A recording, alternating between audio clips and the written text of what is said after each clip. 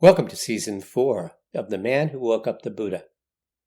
This season will focus on Sid and the Buddha's experiences and perspectives on money, business, generosity, and compassion. By the way, there's already a prologue in which money itself gives an introduction of sorts. This is Episode 1, entitled Leap of Faith. Having finished his first round of radiation, Sid was relatively symptomless, if you don't mind the occasional splitting headache, sudden exhaustion, or, unexpectedly, face-planting on a perfectly flat floor. His wife Di and son Jake had pretty much taken over Sid's random collection of oddly successful, harebrained small business ventures. And since he had yet to come up with another oddly successful, harebrained small business venture, he was able to return to his latest favorite pursuit, having inscrutable, if questionable, insights about the strange behavior of humans, some of which were inspired by his newfound Buddha nature. Well, virtually all of them, the Buddha smiled without any pride. There was also the occasional, unbidden pearl of wisdom and/or tomfoolery provided by one of the persons, places, and things who passed through his hippocampus and prefrontal cortex, although not necessarily in that order. Early January was very cold and snowless, perfect for watching impromptu hockey games on the other side of the bay, the players' shouts barely seeping in through the heavy storm windows he'd put in with Junior and his girlfriend Cindy, who kept saying, "I'll do it, Grandpa Sid," 5 words that were music to his ears. This winter reminded him of the one when Thoreau inspired him to create an imaginary arc going about 200 feet out from his bay frontage and drill random holes in the ice to measure the depth, as Henry had done at Walden Pond. When he discovered one place pretty far out that was surprisingly shallow, he speculated on whether he could have Junior anchor the otherwise floating dock right next to it, so he could get Abby's ex-husband, the lying, conniving, sweet-talking Richie Rich, whose only redeeming feature was being Willie's dad, to dive in and hit his head. Probably the Buddha wouldn't approve, Sid thought. Neither would Henry, but hey, it's your karma, the Buddha thought. I wonder if the Buddha gets karma for things I do, Sid speculated. Moving right along, the Buddha said, bringing Sid back to what passed for the here and now. Sid also enjoyed looking in the windows of the empty summer homes around the bay.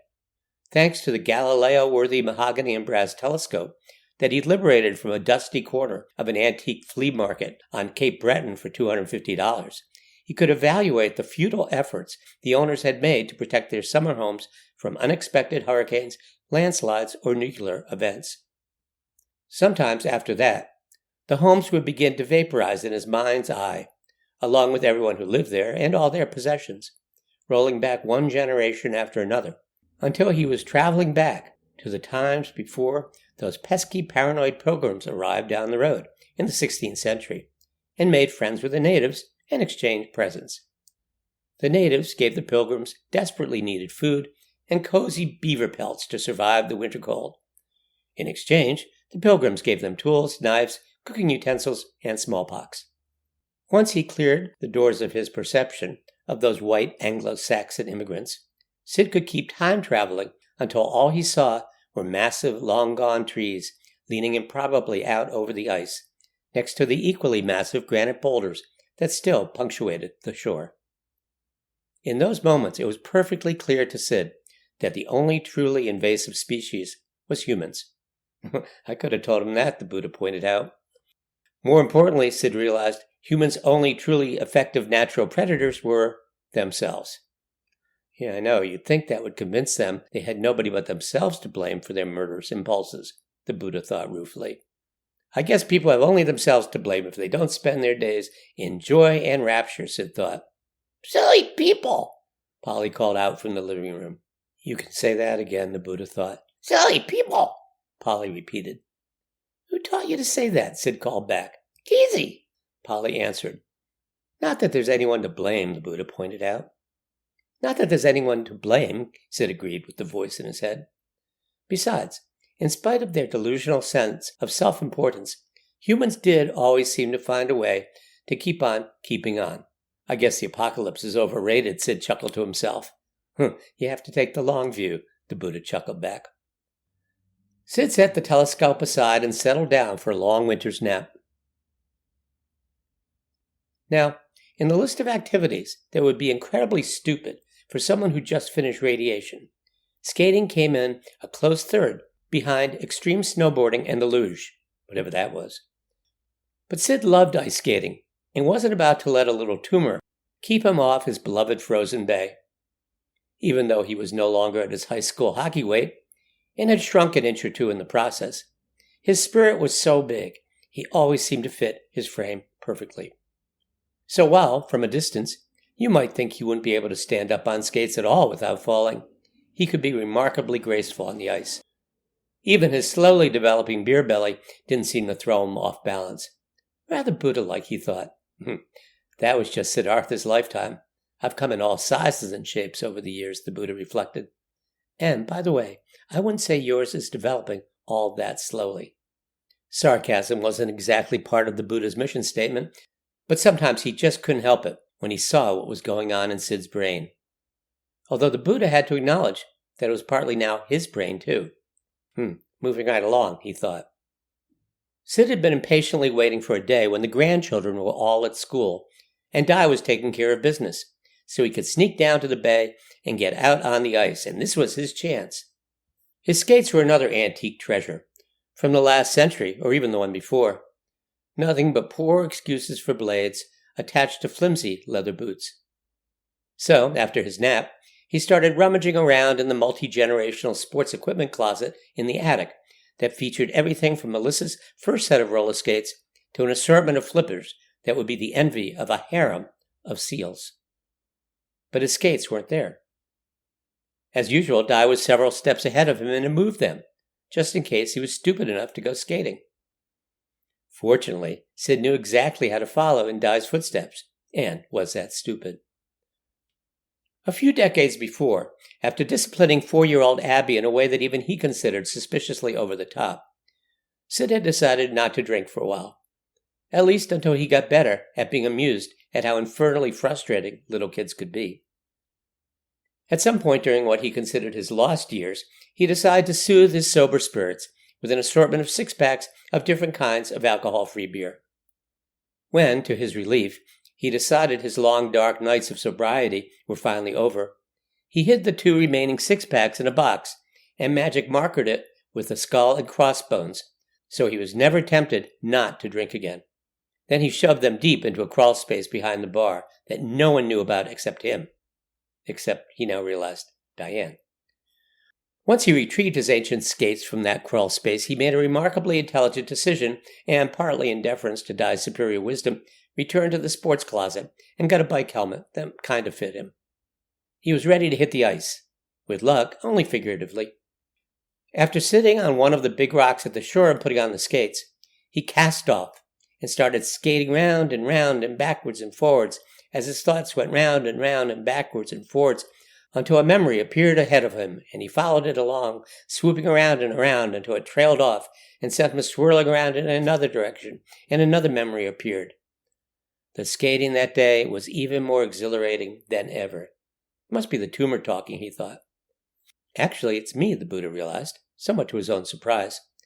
This sense of simply gliding over the ice without doing any particularly heavy karmic lifting sent even his imperturbable spirit soaring. The Buddha must really enjoy skating, Sid thought. I guess we, have seen a lot of ice over the millennia.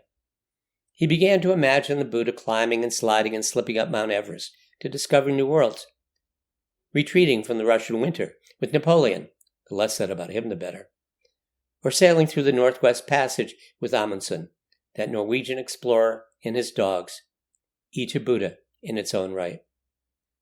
This is different, the Buddha thought as he watched his own flashback scroll through his new self's porous mind.